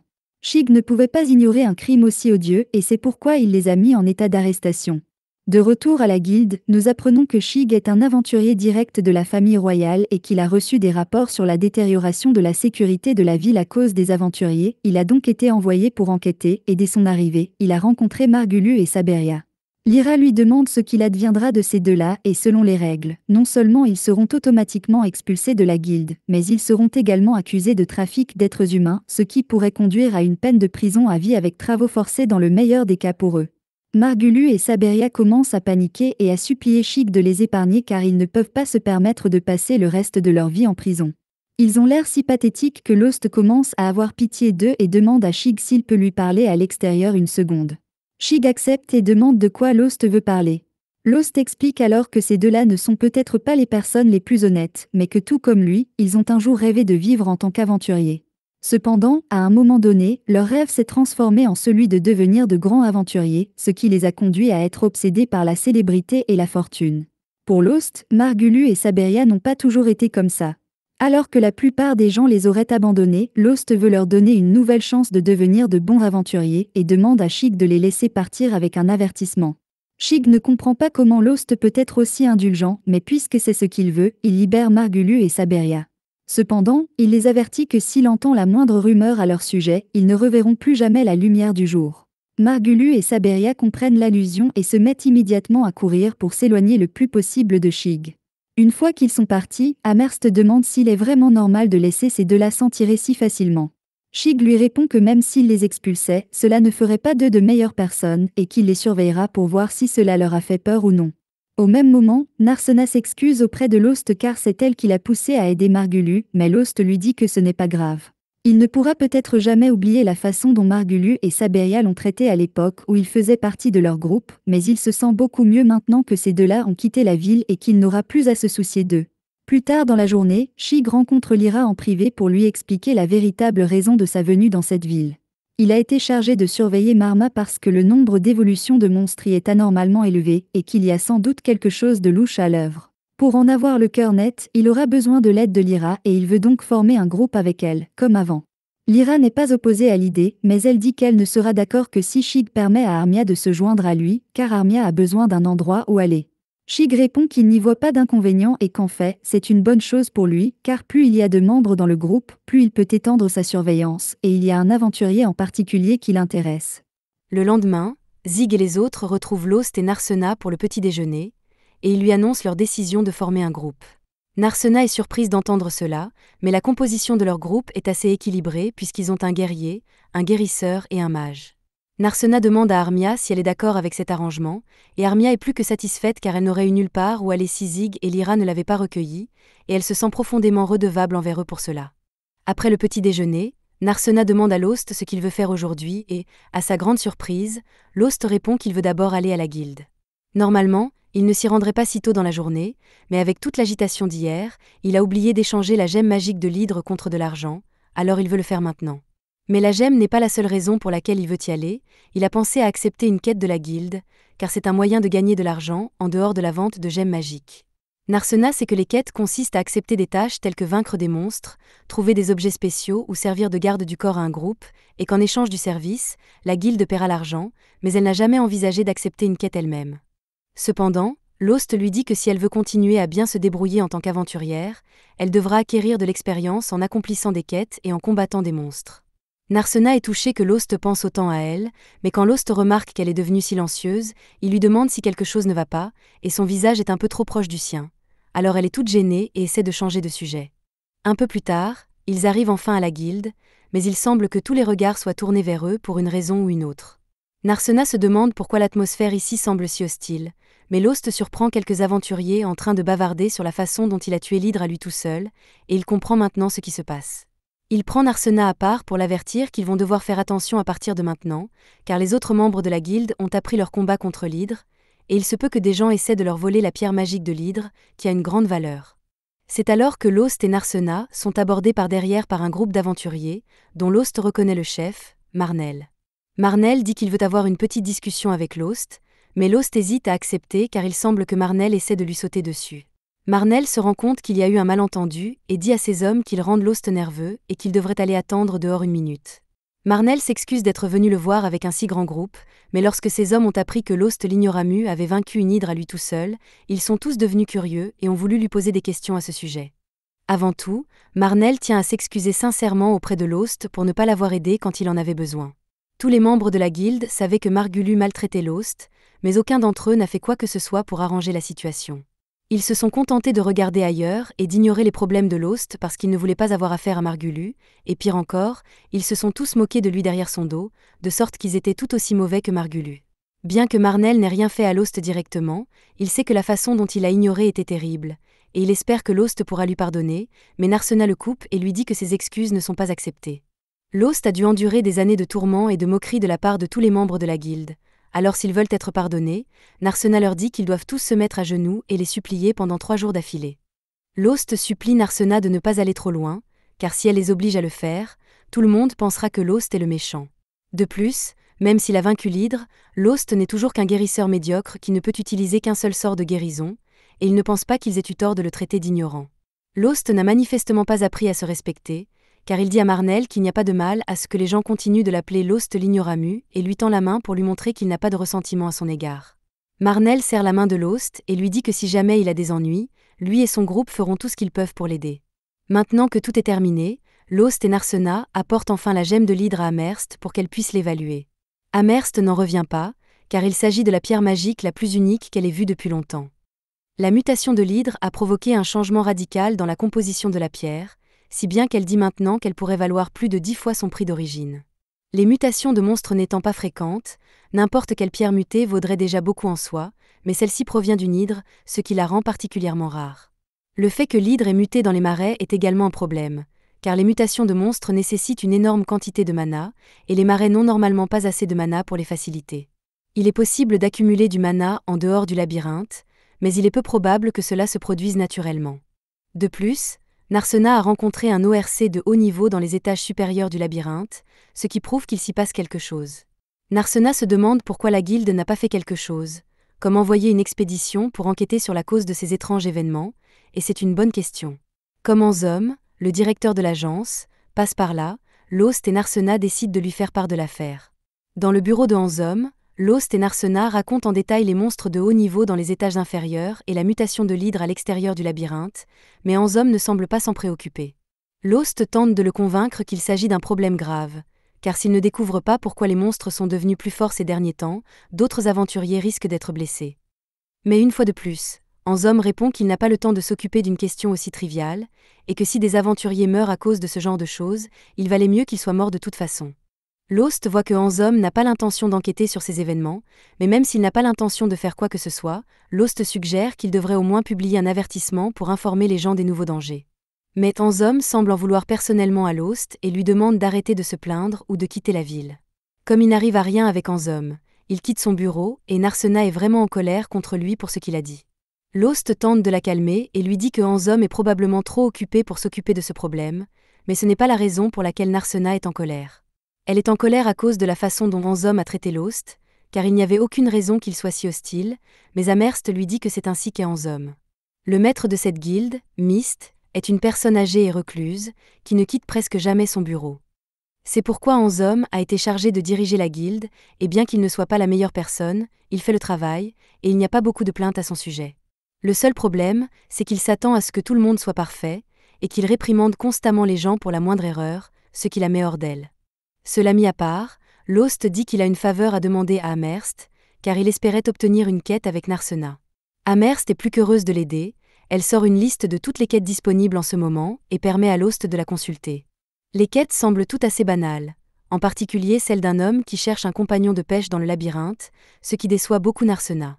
Amherst comprend que Narsena trouve ça un peu nul, mais elle serait quand même payée pour ça, c'est donc un travail officiel, et elle ne devrait pas le mépriser.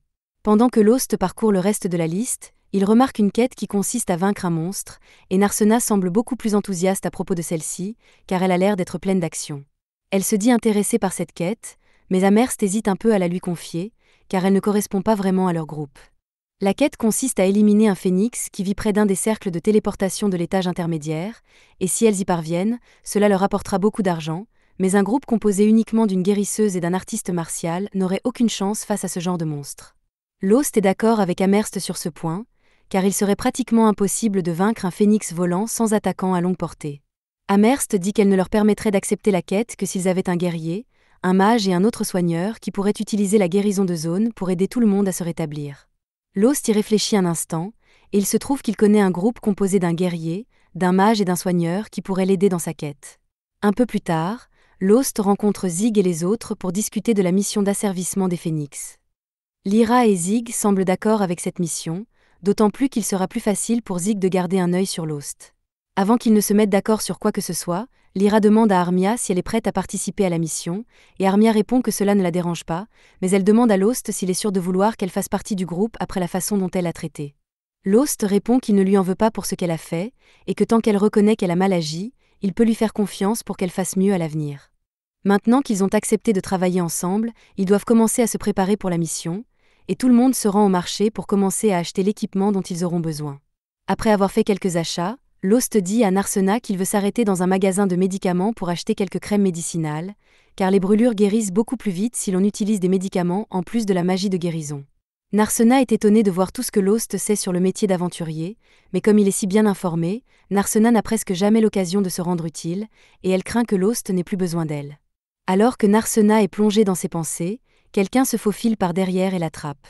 Narsena réagit instinctivement et tente de frapper son agresseur, mais celle-ci semble bien plus habile que Narsena ne l'avait prévu, car elle esquive sans effort le coup de poing et saute en arrière. Une fois que Narsena l'a bien regardée, elle se rend compte qu'elle reconnaît son agresseur. La femme s'appelle Ralma, également connue sous le nom d'aventurière de la déesse du feu, et elle est assez proche du père de Narsena. Elle a donc été envoyée ici pour s'assurer que Narsena allait bien, puisqu'elle s'est enfuie de chez elle pour venir ici. Elle suppose que la raison pour laquelle Narsena s'est enfuie de chez elle est l'homme qui se trouve derrière elle, mais maintenant qu'elle le voit bien, elle reconnaît Lost, et Lost semble la reconnaître également. Ils se rendent tous dans un restaurant pour discuter, et Lost explique à Narsena qu'il a été l'élève de Ralma, même si cela n'a duré que peu de temps, et que Ralma le considère comme un très mauvais élève. Elle pointe sa fourchette vers Lost et lui dit qu'elle veut discuter avec Narsena de quelque chose qui concerne directement sa famille, et qu'elle veut donc qu'il quitte la table, mais Lost reste sur ses positions et lui dit qu'il ne partira pas. Il est dans un groupe avec Narsena, donc ses problèmes sont aussi les siens, et il craint que Ralma essaie de ramener Narsena chez elle contre son gré s'il n'est pas là. Ralma trouve amusant que Lost pense qu'il pourrait l'arrêter si elle voulait emmener Narsena, mais Lost est tout à fait disposé à essayer si Ralma insiste.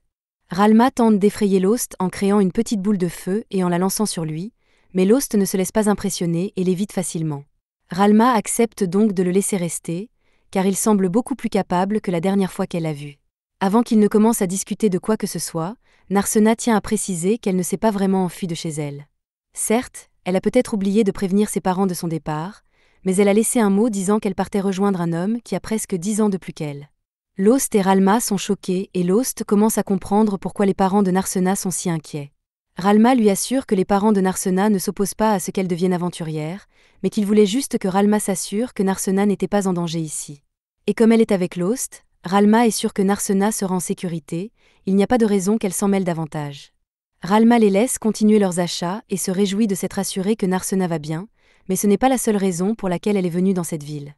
Sa principale mission est de découvrir ce que le maître de la Guilde Mist est en train de comploter, car il se passe certainement quelque chose de sinistre dans cette ville. Le lendemain, le groupe pénètre dans le labyrinthe à l'aide d'un cercle de téléportation, et Narsena monte la garde dès qu'ils en sortent, mais à sa grande surprise, le phénix n'est nulle part.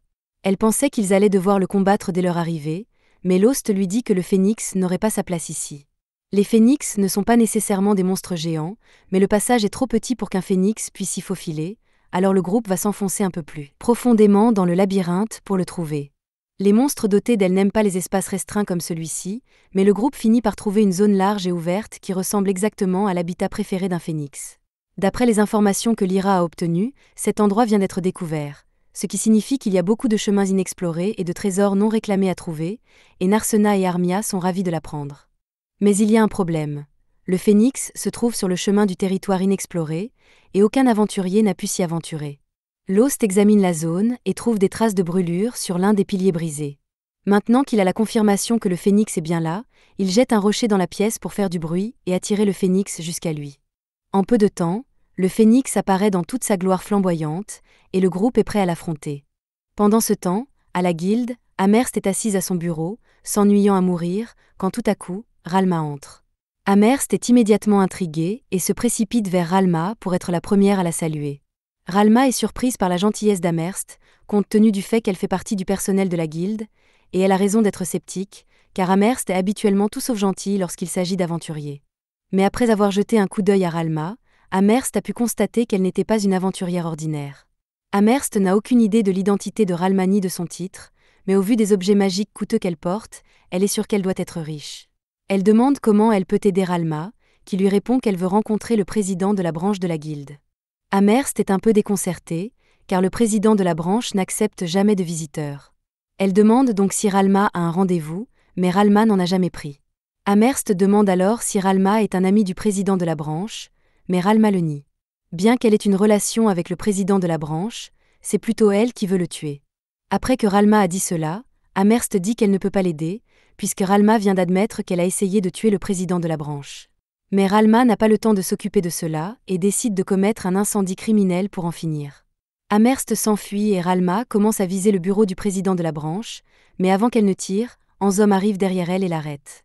Il dit à Ralma qu'elle peut lui parler si elle a besoin de quoi que ce soit, et il informe aussi Amherst que Ralma est connue sous le nom de Dieu du Feu, et que si elle le voulait, elle pourrait réduire en cendres toutes les personnes présentes dans ce bâtiment, alors Amherst ferait mieux de partir avant de mettre Ralma de nouveau en colère. De retour dans le labyrinthe, le phénix n'est toujours pas descendu, si bien qu'aucun des épéistes, pas plus que Narsena, ne pourra l'attaquer.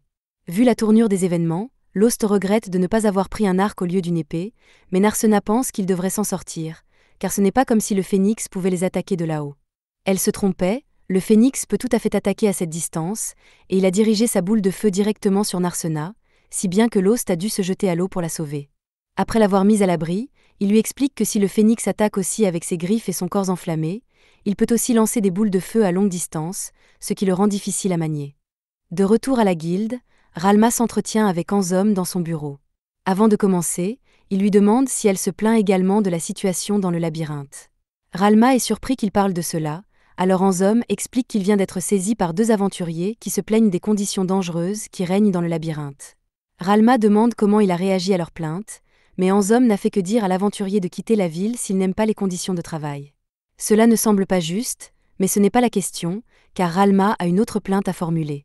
Elle a remarqué qu'il y a beaucoup de voyous dans la ville qui se font passer pour des aventuriers, et elle pense que la guilde les fait venir intentionnellement. Anzom garde un visage de pierre et nie ses dires, mais ce n'est pas la seule chose dont Ralma voulait parler. Il y a aussi ce pilier géant à la périphérie de la ville et les autres piliers semblables dans toute la ville, car elle a un mauvais pressentiment à leur sujet. Anzom nie être au courant de quoi que ce soit, mais Ralma l'accuse de mentir, car dans les villes d'aventuriers comme celle-ci, le président de la branche de la guilde est en quelque sorte le roi, et il est donc impossible que Anzom soit le président en exercice de la guilde sans savoir ce que sont ses tours. Anzom lui demande si elle a des preuves de ce qu'elle avance, car si elle n'en a pas, elle n'a qu'à partir si elle n'aime pas la situation ici. C'est une autre raison pour laquelle Ralma est suspicieux, car non seulement la guilde a fait venir ces criminels en tant qu'aventuriers, mais tous les aventuriers honnêtes qui se plaignent des agissements de la guilde sont priés de quitter la ville. Ralma ne fait que spéculer, mais elle pense que la guilde prépare peut-être quelque chose qui implique de sacrifier un certain nombre d'aventuriers dans cette ville, de la remplir de criminels qui ne manqueront à personne et de dire à tous les honnêtes gens de partir à la place. Et cela ressemble beaucoup à quelqu'un qui prépare un labyrinthe rampage. Dans le labyrinthe, le groupe a toujours du mal à faire face au phénix et à ses boules de feu. Pour l'instant, aucun d'entre eux n'a été touché, mais avec tout ce feu, tôt ou tard, tout l'oxygène de la pièce va être brûlé, et ils ne pourront pas rester plus longtemps si cela se produit. Pour l'instant, le phénix essaie simplement de les chasser pour protéger son territoire, car il sait qu'il ne peut pas les battre tous les 5 dans un combat, ce qui signifie qu'ils peuvent s'échapper s'ils en ont besoin. Mais comme ils sont ici pour vaincre cette chose, ils n'ont pas d'autre choix que de la combattre. Seg demande à Armia si elle sait utiliser la magie de l'eau. Ce n'est pas sa spécialité, mais elle dit qu'elle peut lancer une attaque de zone d'eau. Même si elle ne peut pas éliminer complètement le phénix, si elle peut au moins lui arracher quelques plumes, cela devrait suffire à mettre le monstre à terre et à permettre à Seg de l'achever. Il y a encore un problème, car Armia mettra un certain temps à lancer son sort, mais en attendant, Seg promet qu'il veillera à ce qu'elle ne soit pas blessée. Lost et Narsena seront également là pour l'aider, ce qui lui permet de s'assurer que son plan fonctionnera. Armia accepte, et tout le monde se met en route pour attirer l'attention du phénix. Pendant qu'il le distrait, Lyra dit à Armia de se préparer. Elle commence à lancer son sort et forme une flèche d'eau. Une fois le lancement terminé, elle tire sur le phénix, et le sort arrache l'une des ailes du monstre, qui tombe ainsi dans le champ d'attaque de Seg. Lorsque l'occasion se présente, Seg tire son épée et poignarde la poitrine du phénix, mais la coupure est trop superficielle pour être fatale, et le phénix peut remonter et se percher sur un pilier voisin. Ils n'ont peut-être pas réussi à l'abattre avec ce coup, mais la blessure infligée par Seg a considérablement endommagé le phénix, et s'il continue à ce rythme, il devrait pouvoir le vaincre. De retour à la guilde, Anzom tente d'écarter l'affirmation de Ralma selon laquelle un labyrinthe rampage va se produire, mais compte tenu des événements récents qui ont eu lieu dans cette ville, elle pense qu'il est plus que probable que cela se produise. L'indicateur le plus inquiétant est l'incident de l'hydre évoluant à l'extérieur du labyrinthe, et même si Anzom a essayé d'ignorer les problèmes qui ont surgi, il ne peut pas nier que les niveaux de mana ambiant dans cette zone ont été follement élevés ces derniers temps. D'ailleurs, pendant cette conversation, le phénix du labyrinthe a commencé à profiter de ces niveaux élevés de mana et à évoluer. Le groupe de Lost s'en aperçoit, mais lorsqu'il réalise ce qui se passe, il est trop tard pour l'arrêter, car le phénix s'est déjà transformé et brille désormais d'un bleu éclatant. Narsena est confuse, car les évolutions du dernier détenteur sont censées être rares, et Lost est tout aussi confus qu'elle, car 2 évolutions de haut niveau en l'espace de quelques jours, c'est du jamais vu. Armia commence à paniquer après l'évolution du monstre, et si elle finit par s'évanouir de peur comme la dernière fois, puisque les monstres se nourrissent de peur, elle va devenir une centrale électrique pour le phénix. De plus, si Armia n'est pas capable de surmonter sa peur par elle-même, elle restera toujours une aventurière inutile. Le phénix sent la peur d'Armia et s'en prend immédiatement à elle, crachant une boule de feu extra large dans sa direction. Lyra a le temps d'esquiver et crie à Armia de courir, mais Armia est figée par la peur et Lyra est obligée de courir et de la tirer hors du chemin, mais elles ne pourront pas s'en sortir à temps. À la dernière seconde, avant que les deux ne deviennent des charbons ardents, Seg s'interpose et coupe la boule de feu en 2. Il a promis qu'il ne laisserait pas Armia se faire blesser, et quoi qu'il arrive, il tiendra parole, alors il supplie Armia de se remettre sur pied et de se battre avec lui. En entendant cela, Armia finit par se ressaisir et réalise que ses amis vont mourir si elle ne se ressaisit pas. Elle s'excuse donc auprès d'eux et leur dit qu'elle est prête à lancer son sort, mais qu'elle va avoir besoin d'eux pour gagner du temps. Narsena est la première à s'élancer et à attaquer le phénix, puisqu'il est à sa portée. Mais bien qu'elle ait réussi à le frapper, le phénix ne subit aucun dégât, et le poing de Narsena s'enflamme. Heureusement, ce n'était que son gant qui était en feu, mais elle commence maintenant à reconsidérer la viabilité de la boxe avec l'oiseau de feu. Le phénix revient pour le 2e round, et Narsena n'a aucun moyen de se défendre. Lost s'interpose et bloque l'attaque du phénix avec son épée. Malheureusement, les flammes du phénix sont incroyablement chaudes, et s'il parvient à éviter à Narsena de se brûler en utilisant son épée, il n'a plus d'épée à utiliser. Heureusement, pendant que Narsena et Lost étaient aux prises avec le phénix, Armia a eu le temps de finir de lancer son prochain sort. Bien qu'il soit difficile de lancer 2 sorts d'attaque à la suite, elle réussit à tirer une énorme flèche de glace sur le phénix et à lui arracher une aile. Seg sort alors pour tenter d'achever le phénix, mais à la dernière seconde, il se remet à voler, et Armia n'a plus assez d'énergie pour lancer un autre sort, si bien qu'il semble qu'il soit foutu. Mais à ce moment-là, Narsena a une idée et commence à grimper en utilisant des piliers cassés jusqu'à ce qu'elle soit au-dessus du phénix. Maintenant qu'elle est en hauteur, elle utilise un coup de pied spirituel pour renvoyer le phénix au sol, et à la seconde où elle le fait, Lost arrive et utilise sa dague pour l'achever. Après la disparition du phénix, tout le monde commence à féliciter Armia pour son excellent travail, car il n'aurait jamais pu vaincre le phénix sans sa magie d'attaque. Armia est tellement contente de s'être rendue utile qu'elle fond en larmes et remercie tout le monde pour son soutien.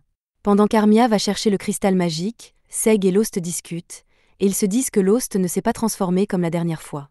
Ils n'ont aucune idée de ce qui lui est arrivé à l'époque, mais tant que Seg n'aura pas compris ce qui lui arrive, il devra garder un œil sur Lost. Le groupe retourne ensuite à l'auberge, où Ralma les attend déjà. Elle félicite Lost d'avoir réussi à abattre le phénix, et Lost apprécie, mais il se demande comment Ralma a pu le savoir. Ralma lui répond qu'elle a rencontré la réceptionniste de cette guilde un peu plus tôt dans la journée, et qu'elle lui a tout raconté sur la mission de Lost en échange d'un peu d'argent. Comme Lost et les autres sont revenus seuls, Ralma a supposé qu'ils avaient réussi et que cela leur rapporterait beaucoup d'argent, et elle a donc demandé à Lost de l'inviter à dîner.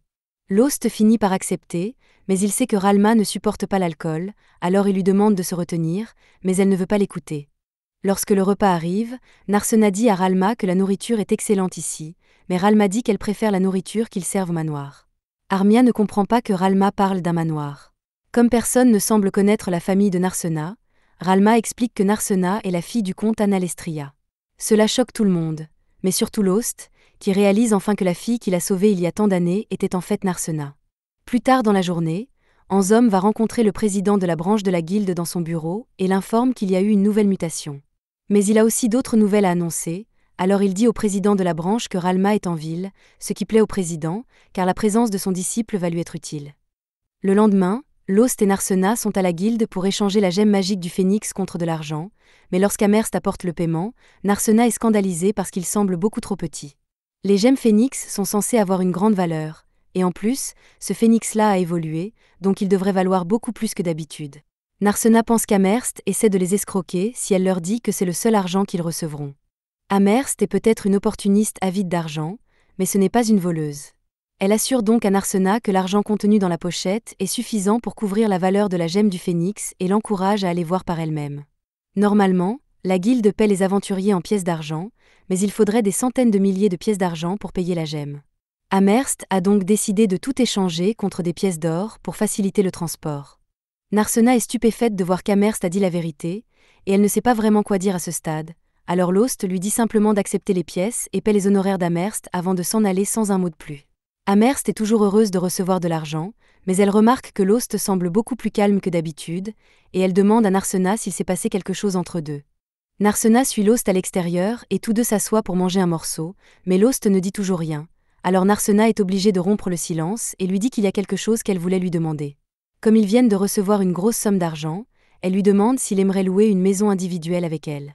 Lost est surpris par une demande aussi soudaine, mais Narsena a une bonne raison de le faire. Avec les fonds dont il dispose actuellement, il est beaucoup plus économique et sûr de louer une maison privée que de rester continuellement à l'hôtel. Narsena s'est déjà donné la peine d'évaluer le marché immobilier actuel, et non seulement ils ont assez d'argent pour louer une maison, mais ils pourraient même en acheter une s'ils le voulaient, ce qu'elle ne peut pas comprendre.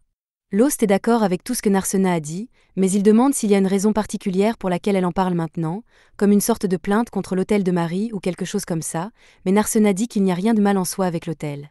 Il est confortable et la nourriture y est excellente, ce qui le rend très populaire, mais c'est justement parce qu'il est si populaire que l'endroit est toujours bondé. Narsena ne veut pas l'admettre, mais elle aimerait vraiment avoir un endroit où elle pourrait discuter longuement avec Lost sans être interrompue.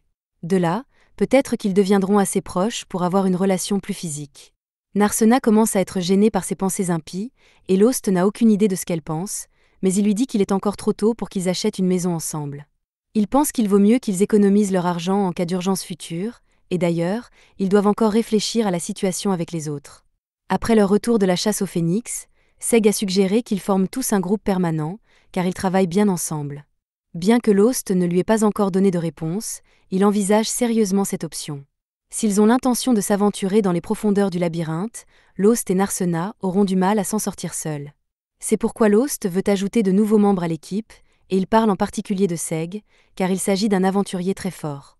Narsena ne veut pas avoir à partager l'attention de Lost, mais elle ne peut nier qu'il a raison de dire qu'il faut des coéquipiers forts, et elle finit par accepter de former un groupe avec Seg et les autres. Plus tard dans la journée, Lost et Narsena retrouvent les autres et acceptent de fusionner avec eux. Seg propose de porter un toast pour célébrer leur nouveau groupe. Marie l'entend et décide d'offrir un repas spécial à tout le monde. Après le repas, Armia est plongée dans un coma alimentaire. Comme il se fait tard, Lyra décide d'emmener Armia au lit, elle la prend dans ses bras et la traîne à l'étage. Lyra continue de marcher vers les escaliers avec Armia, mais alors qu'elle s'apprête à monter, Narsena s'approche d'elle et lui dit qu'elle veut lui parler de quelque chose. Elles montent ensemble, et après avoir mis Armia au lit, Narsena raconte à Lyra la conversation qu'elle a eue avec Lost au sujet de l'achat d'une maison. Lyra est impressionnée par l'audace de Narsena qui a demandé à Lost de vivre avec elle, mais Narsena dit que Lost a rejeté son idée et qu'elle commence à penser qu'il pourrait la détester. Lyra assure Narsena que Lost ne la déteste pas et qu'il est plus probable qu'il ne veuille pas se précipiter parce qu'il tient beaucoup à elle. Lost ne semble pas être le genre de personne à être timide pour ce genre de choses, mais chaque homme a sa propre personnalité. Alors Lyra conseille à Narsena d'être patiente avec lui. Narsena remercie Lyra pour ses bons conseils et lui dit qu'elle est contente d'être venue lui demander de l'aide parce qu'elle savait que Lyra aurait de bons conseils à lui donner en matière de relations, mais tous les éloges de Narsena ne font que rappeler à Lyra qu'elle n'a jamais eu de petite amie. Pendant que Lyra et Narsena discutent à l'étage, Lost et Seg ont une conversation sur le même sujet, et Seg pense que Lost devrait accepter de vivre avec Narsena. Ce n'est pas comme s'ils allaient se marier ou quoi que ce soit d'autre, et Narsena l'admire beaucoup, donc cela ne la blesserait pas s'il refusait. Il demande à Lost s'il n'aime pas l'idée de vivre avec Narsena, mais ce n'est pas du tout le cas. C'est elle qui lui a redonné espoir quand il était au plus bas, et elle est même venue jusqu'à cette ville juste pour former un groupe avec lui, alors il ne pourrait jamais la détester. Mais Seg voit bien que Lost est encore trop gêné pour admettre qu'il l'aime bien. Revenons à la conversation entre Lyra et Narsena. Lyra commence à parler de son histoire sentimentale et du fait que, lorsqu'elle vivait dans la capitale royale, plusieurs hommes essayaient de gagner son affection, à tel point qu'il rejoignait son groupe juste pour se rapprocher d'elle. Seg était l'un de ces hommes, et un jour, alors qu'il n'était pas là, un autre homme a essayé de s'ébattre avec Lyra sans la moindre invitation, mais elle a refusé de se laisser faire, l'a assommé et l'a traîné à l'extérieur. Elle était prête à laisser tomber, mais quand Seg l'a découvert, le pardon n'était pas une option, alors il a chassé le gars de la ville, puis il a disparu de la ville lui aussi. Lyra n'a aucune idée de ce que pensait Seg à ce moment-là, mais Seg se confie à Lost sur la même histoire et lui explique qu'il s'en voulait de ne pas avoir été là pour protéger Lyra, et qu'il ne savait pas comment l'affronter après avoir quitté la capitale royale. Beaucoup de temps a passé, et Seg a fini par venir dans cette ville pour une mission, mais il n'aurait jamais pu s'attendre à rencontrer Lyra ici, et pour couronner le tout, elle était même prête à former un groupe avec lui après avoir appris sa mission, même si elle devait être en colère contre lui. Lyra ne lui en a jamais voulu, mais elle a été contrariée qu'il disparaisse sans lui parler, et depuis, elle n'a aucune idée des sentiments de Seg à son égard. À ce moment-là, Sheila entre dans la pièce et dit que si Lyra est à ce point dérangée, c'est qu'elle doit avoir des sentiments pour lui. En bas, Seg s'excuse auprès de Lost de lui avoir fait écouter son histoire, mais il revient au sujet initial. Il demande une nouvelle fois à Lost pourquoi il a refusé de vivre avec Narsena alors qu'elle le lui demandait. Lost n'est pas totalement opposé à l'idée, et en fait, il a été heureux quand elle a dit qu'elle voulait vivre avec lui, mais il y a quelque chose qu'il voulait confirmer avant de prendre une décision. C'est alors qu'Amherst se présente à l'auberge. Elle cherche Lost, car elle a préparé le rapport d'enquête qu'il lui a demandé. Seg est un peu confus car il ne pensait pas que la guilde proposait des enquêtes privées, mais Amherst ne fait pas cela à cause de la guilde. Lust lui a personnellement demandé de faire une petite recherche pour lui, c'est pourquoi elle est ici après les heures de travail. Elle demande à Lost si elle peut en parler à quelqu'un d'autre à la table, mais Lost fait confiance à Seg, qui lui répond qu'il n'y a pas de problème, et Amherst commence son rapport sur Narsena. Narsena est la fille unique du comte d'Analestria. Normalement, Narsena est la personne qu'elle choisira d'épouser hériteront du titre de son père, mais un jour, elle a soudainement déclaré qu'elle voulait devenir aventurière. Il n'est pas rare qu'un noble devienne aventurier, mais aucun parent n'approuverait que son unique enfant accepte un travail aussi dangereux. Le comte était donc initialement opposé à cette idée. Cependant, tout a changé parce qu'un jour, Narsena s'est réveillée et ses cheveux sont devenus bleus par hasard. La raison principale pour laquelle Lost ne l'a pas reconnue au début était la couleur différente de ses cheveux, et même s'il savait qu'ils avaient changé, il ne s'attendait pas à ce que cela se produise du jour au lendemain. La cause du changement de couleur des cheveux de Narsena est encore inconnue, mais lorsque cela s'est produit, le comte a soudainement cessé de s'opposer au souhait de Narsena de devenir une aventurière. Lost se demande pourquoi le comte a changé d'avis si brusquement, et Seg émet l'hypothèse que Narsena pourrait bientôt mourir, et que son père essaie de lui donner la liberté de s'amuser avant qu'elle ne meure. C'est certainement une possibilité, mais Narsena est actuellement assez forte pour faire tomber un phénix du ciel, elle ne semble donc pas prête de mourir. Quelle que soit la raison, le fait est que Narsena a l'accord de son père pour être ici, et c'est ce qui inquiétait Lost. Il ne voulait pas douter de Narsena lorsqu'elle a dit qu'elle était autorisée à venir ici, mais il y avait toujours la possibilité qu'elle mente parce qu'elle voulait être proche de lui, alors il devait s'assurer qu'elle avait le consentement. Après avoir été payée, Amherst s'en va, car cette conversation ne l'intéresse pas. Une fois qu'elle est partie, Seg demande à Lost quel aurait été son plan s'il avait découvert que le père de Narsena s'opposait à son statut d'aventurière. Tout d'abord, Lost lui aurait dit de rentrer temporairement chez elle pour essayer de convaincre ses parents correctement. Mais même si cela ne fonctionnait pas, il offrirait à Narsena toute l'aide nécessaire, bien qu'il semble qu'il n'ait plus à s'en préoccuper maintenant. Les filles à l'étage sont en train d'exposer tous les faits, et en gros, Narsena est la fille d'un comte. Pourtant, elle s'est entraînée avec acharnement, a tout laissé tomber pour venir ici lorsqu'elle a appris que Lost avait été expulsé de son groupe, et pour couronner le tout, elle lui a audacieusement demandé de vivre avec elle. Elles sont toutes très impressionnées par l'attitude proactive de Narsena dans sa quête romantique, et Lyra aimerait pouvoir en faire autant, alors les filles mettent au point un plan pour y parvenir. Elles emmènent Lyra en bas et la forcent à avouer ses sentiments à Seg, alors qu'elle lui demande s'ils peuvent avoir une conversation privée à l'extérieur. Seg ne comprend pas ce qui se passe, mais il voit qu'elle est sérieuse et accepte de l'accompagner. Pendant qu'ils sont dehors, elle trouve le courage de demander à Seg d'être son partenaire. Seg ne voit pas où est le problème puisqu'ils font déjà partie du même groupe, mais ce n'est pas ce que Lyra voulait dire. Elle précise qu'il s'agit d'un partenariat pour la vie, et Seg comprend alors qu'il s'agit d'un partenariat romantique. Toutes les filles espionnent la conversation depuis la porte pour voir ce que Seg va dire, mais il est trop troublé pour donner une réponse maintenant, alors il lui dit qu'il va y réfléchir. Lyra n'est pas satisfaite, car elle vient de s'épancher, et tout ce que Seg a pu dire, c'est qu'il y réfléchira. Mais comme Seg n'a jamais été du genre à planifier ce genre de choses, elle comprend qu'il veuille prendre le temps d'y réfléchir et elle est prête à attendre. Les filles sont toutes contentes que les choses se soient arrangées entre elles, mais Lost se tourne alors vers Narsena et lui demande si elle a le temps de lui parler demain, car il a quelque chose d'important à lui dire. Dans le labyrinthe, un groupe d'aventuriers débutants est coincé par un orc à 4 pattes. Comme ils n'ont aucune chance de le vaincre, ils tentent de se cacher jusqu'à ce qu'il quitte les lieux. Heureusement, l'orc ne les remarque pas au passage, mais lorsque tout le monde tente de rejoindre la sortie, un autre orc surgit et leur barre la route. Pour ne rien arranger, le premier orc fait également demi-tour, si bien qu'en un rien de temps, le groupe va se retrouver piégé des deux côtés s'il n'agit pas rapidement. Mais ne vous inquiétez pas, car le chef du groupe a prévu une telle situation pour s'assurer que tout le monde survivra, c'est pourquoi il a amené Case. Quant au pauvre Case, il ne s'en sortira pas, car il l'utilise comme appât pour attirer les ors pendant qu'il s'échappe. Pendant ce temps, en ville, Lost et les autres prennent leur petit déjeuner ensemble, mais Narsena est tellement perdue dans ses pensées qu'elle a du mal à se concentrer sur son repas. Lyra et Seg commencent à s'inquiéter, pensant qu'elle agit ainsi parce que Lost a dit qu'il avait quelque chose d'important à lui dire. Mais il ne lui a jamais dit de quoi il s'agissait ni quand ils auraient cette conversation, si bien qu'elle ne cesse de rêvasser à ce que cela pourrait être. Lyra dit à Lost qu'il devrait probablement se dépêcher d'avoir cette discussion avec Narsena, mais Lost ne veut pas se précipiter car il s'agit d'une affaire très sérieuse. Cependant, s'il n'en finit pas rapidement, Narsena commencera à manger des fleurs à un moment ou à un autre, alors il décide d'avoir cette discussion après tout. Il s'approche de Narsena et, dès qu'il l'appelle par son nom, elle se lève nerveusement et lui demande ce dont il a besoin. Lost lui dit qu'il veut avoir cette discussion dont ils ont parlé plus tôt, et Narsena attend avec impatience ce que Lost a à dire, mais avant qu'il ne puisse dire quoi que ce soit, la porte de l'auberge s'ouvre. Case a réussi à survivre à son abandon dans le labyrinthe. Sheila semble savoir qui il est, et elle s'inquiète vraiment pour lui, alors elle court le voir et vérifier ses blessures.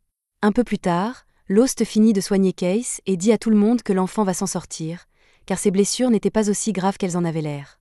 Pour l'instant, Lyra et Sheila vont s'occuper de lui, mais les autres sont un peu déconcertés, car il est logique que Lyra s'occupe de lui puisqu'elle est guérisseuse, mais pourquoi Sheila doit-elle être là ? Marie explique que Sheila est amie avec Case depuis qu'ils sont tout petits. Case est un orphelin du labyrinthe et il a le même âge que Sheila. Marie ne pouvait donc pas l'abandonner, c'est pourquoi elle le laissait souvent traîner et manger avec elle. Elle s'est prise d'affection pour lui et l'aurait volontiers laissé travailler à l'auberge, mais Case voulait devenir un aventurier, alors Marie l'a laissé réaliser ses rêves.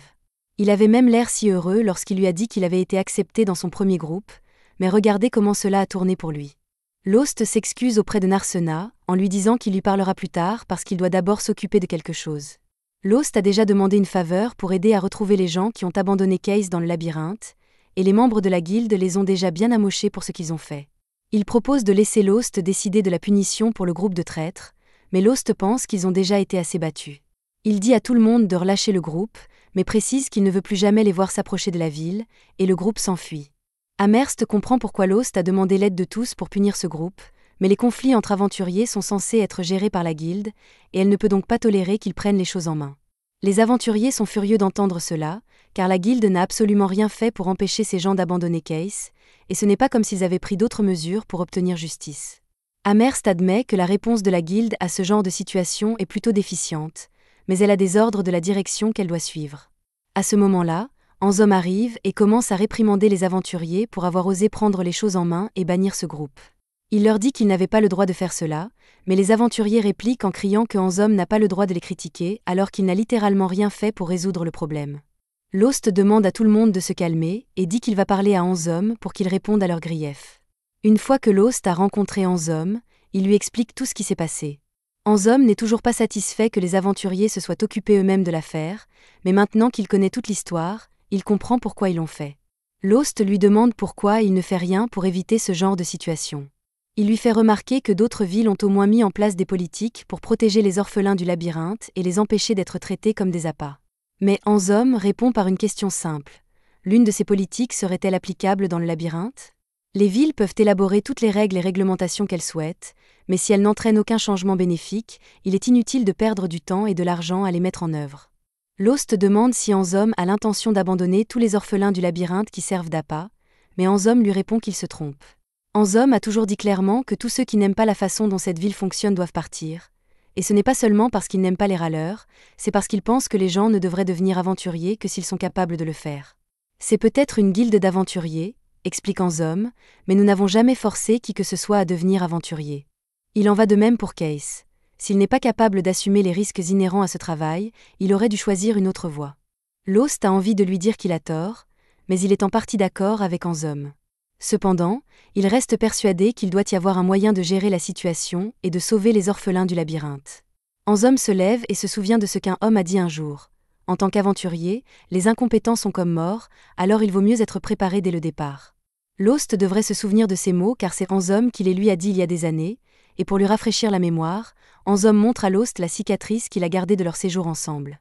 Il y a des années, alors que Lost débutait dans l'aventure, Anzom et lui se sont fait piéger en servant de porteur de bagages à un groupe d'aventuriers. Anzom, particulièrement maltraité, a refusé l'offre de Lost de l'aider à porter une partie de ses bagages pour alléger son fardeau. Cependant, Anzom refuse d'accepter la pitié de quelqu'un d'aussi incompétent que Lost et lui dit de se taire et de le laisser tranquille. Plus tard dans la nuit, alors que le reste du groupe restait au chaud près du feu, Anzom était assis dans le froid, seul, à l'écart du groupe. Il regrettait vraiment d'avoir accepté ce travail, même s'il était bien payé. Quelques heures plus tard, alors que tout le monde s'est couché, Lost réveille Anzom et l'avertit qu'une bande de gobelins s'approche d'eux. Il dit à Anzom de prévenir les autres pendant qu'il monte la garde un peu plus longtemps, et Anzom fait ce qu'on lui demande. Les autres n'en reviennent pas et demandent à Lost s'il est sûr de ce qu'il a vu, mais il n'y a aucun doute dans l'esprit de Lost. Des gobelins approchent, et ils sont trop nombreux pour qu'on puisse même les compter. Lorsque le groupe s'en aperçoit, il est en état de choc, car il est impossible de vaincre une horde de gobelins de cette taille. Leur meilleure chance de survie est de s'enfuir, mais le chef du groupe pense qu'il est trop risqué de s'enfuir ainsi. Pour gagner du temps, lui et les autres membres du groupe décident d'utiliser Lost et Anzom comme appât pour distraire les gobelins pendant qu'ils s'échappent. Avant que Anzom ne réalise ce qui se passe, Lost et lui ont été jetés du haut d'une falaise et abandonnés. Anzom tente d'appeler à l'aide, mais Lost lui dit que ces types ne les aideront pas. En fait, c'est peut-être la raison pour laquelle le groupe a décidé d'accepter des incompétents comme eux. Cette situation exaspère Anzom, mais il ne peut rien faire tant qu'ils ne sont pas sortis de là. Lost et lui se promettent donc de s'en sortir vivants, l'un avec l'autre, et de se venger de ce groupe qui les a abandonnés. Ils se battent contre les gobelins pendant un long moment, mais finalement, ils ne peuvent pas faire grand-chose pour vaincre une horde aussi importante quand ils ne sont que deux, et ils sont obligés de se cacher dans un arbre creux pour éviter les gobelins pendant un certain temps. Anzom commence à penser qu'il n'y a aucun espoir de survivre à la horde de gobelins, et il ne supporte pas le fait que les autres membres du groupe vont survivre en le sacrifiant. Peu de gens le savent, mais les hordes de gobelins ont tendance à préférer attaquer les grands groupes de personnes, donc si les gobelins repèrent le groupe, ils redirigeront toutes leurs forces pour les attaquer. Au moment où Lost dit cela, les gobelins repèrent le groupe et se mettent tous à courir pour l'attaquer. Pendant que le groupe se fait massacrer, Lost et Anzom parviennent à sortir de leur cachette sans se faire repérer.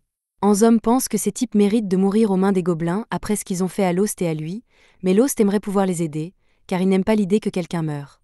Cependant, comme il n'a pas le pouvoir de les sauver, il dit à Anzom qu'il devrait commencer à retourner en ville. Anzom s'apprête à suivre Lost, mais tout à coup, il s'écroule de douleur car il est gravement blessé au bras depuis qu'il a combattu les gobelins. Lost est choqué et demande pourquoi Anzom ne l'a pas prévenu plus tôt, mais Anzom ne voulait pas devenir un fardeau alors qu'ils étaient dans une situation de vie ou de mort. Lost commence à essayer de soigner Anzom, mais ce dernier lui dit d'arrêter car il va attirer l'attention des gobelins s'il continue. Il dit à Lost de l'abandonner car il est responsable de son incompétence et qu'un faible comme lui n'a pas le droit de vivre. Lost lui crie qu'il a tort et lui dit que, même si le monde est dur pour les incompétents comme eux, il y a toujours un espoir de salut. Après cela, Anzom et Lost travaillent ensemble et franchissent les lignes de défense des gobelins pour retourner à la ville. Aux yeux de Anzom, Lost a été son salut, mais ce que Lost a dit à propos de la dureté du monde envers les incompétents est toujours vrai. La seule différence, c'est que ce jour-là, les incompétents étaient les aventuriers qui les avaient abandonnés sans connaître le comportement des gobelins qu'ils fuyaient. Après leur retour en ville, Lost et Anzom suivent des chemins différents, et Anzom rencontre un ancien qui le recueille. Anzom apprend beaucoup de choses de cette personne, et finalement, il est capable de se tenir debout comme un aventurier compétent. L'ancien qui l'a recueilli était le maître de Guilde Mist, ce qui explique comment Anzom est devenu un employé de la guilde et agit maintenant en tant que bras droit du maître de guilde, mais Anzom n'a pas dit tout cela simplement parce qu'il veut se remémorer le bon vieux temps. Il est très reconnaissant à Lost de l'avoir sauvé ce jour-là, et il veut donc lui rendre l'appareil. Il dit à Lost de quitter la ville pour son propre bien, et il ne dit pas cela comme une menace, mais comme un véritable avertissement parce qu'il ne veut pas que Lost se laisse entraîner dans ce qui est sur le point de se produire. Lost ne comprend pas vraiment ce que Anzom essaie de dire, et en quittant le bureau d'Anzom, il retourne voir les autres aventuriers et leur dit qu'il n'a pas réussi à faire bouger Anzom sur sa politique. À ce moment-là, Amherst le prend à part et lui dit qu'il y a en fait beaucoup de gens dans la ville qui ne sont pas d'accord avec la façon dont le maître de la guilde gère les choses, et c'est pourquoi elle a une requête personnelle à lui faire. Plus tard dans la journée, Lost se rend chez Narsena et lui parle de la requête qu'Amherst lui a transmise. Apparemment, de nombreux monstres sont apparus sur les routes près de la ville, et Amherst a demandé à Lost de s'en occuper avant qu'il n'y ait des victimes civiles. Narsena comprend, mais elle se demande pourquoi la guilde n'a pas mis en place une prime pour ces monstres. Mais pour cela, il faudrait que Anzom donne son accord, ce qu'il ne fera pas. Il y a aussi le problème des aventuriers criminels qui sillonnent la ville, et Lost propose de s'en occuper. Narsena comprend que Lost fait une bonne chose, mais cela semble leur donner beaucoup de travail supplémentaire. Lost lui dit qu'elle n'a pas à s'inquiéter de cela, car Amherst a dit qu'elle leur donnerait une prime pour s'occuper des monstres sur la route. Cependant, comme il ne s'agit pas d'une mission approuvée par la guilde, Amherst paiera la récompense de sa poche. Elle n'en a pas vraiment envie, mais elle estime que ce n'est que justice puisque Lost fait tout son possible pour l'aider. Plus tard dans la journée, Anzom va rencontrer le maître de la guilde et lui apporte une lettre du Premier ministre.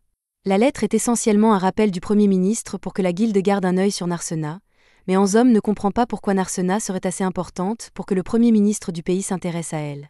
Il demande une explication à Mist, qui lui raconte l'histoire du dragon maléfique et de la princesse endormie, un conte de fées populaire dans leur monde où la princesse se sacrifie pour vaincre le dragon maléfique, mais Mist révèle qu'il ne s'agit pas d'une simple histoire. Une prophétie doit être accomplie, et le signe que quelqu'un a été choisi par les dieux pour se sacrifier en tant que princesse endormie est la manifestation soudaine de cheveux bleus, une description qui correspond parfaitement à Narsena. C'est ainsi que se termine l'épisode 8. Abonnez-vous pour ne pas manquer la suite.